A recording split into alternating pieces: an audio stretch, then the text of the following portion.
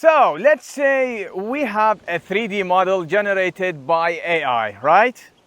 And you see we have a cool texture, but yeah, we don't have any control. So in this video, I will show you how we can use AI and using all the control we have in Houdini. So I have a surprise for you. Let's begin.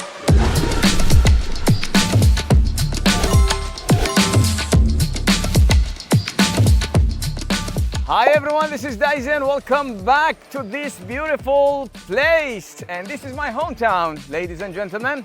And today we're gonna talk about PaintX, as you can see.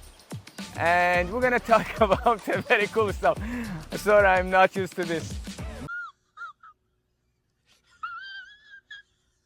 So in this video, we are going to talk about a new PaintX, including amazing AI generation, Z image, and a lot of generator. So without further ado, let's begin. So another feature is multi-object to UDIM. What is that? For example, let's take this castle, you see, from Sketchfab. Yeah, you download a OBJ file containing MTL file. You see, if I open this MTL file, you notice something. It's contained the texture name. So we will use that to convert this messy OBJ file to UDIM and using PaintX. You see, very amazing. And just with one button, you can export your texture. You see, just like that. Another feature is sometimes your FBX file, it's have a multi-object like this one, this character, you see? And every object containing own texture. This is not UDIM, by the way. So we can convert FBX file to UDIM workflow just like that. Just you need to load your FBX file and hit generate. It will create this amazing workflow to connect all the necessary map. Wow. Another one, for example, you have UDIM object downloaded from internet. And if you want to adjust or modify your texture, it's so easy. Now you can convert this file to PaintX workflow and you can add a lot of things to it. For example, a different mask, amazing texture, AI, this is stuff to it.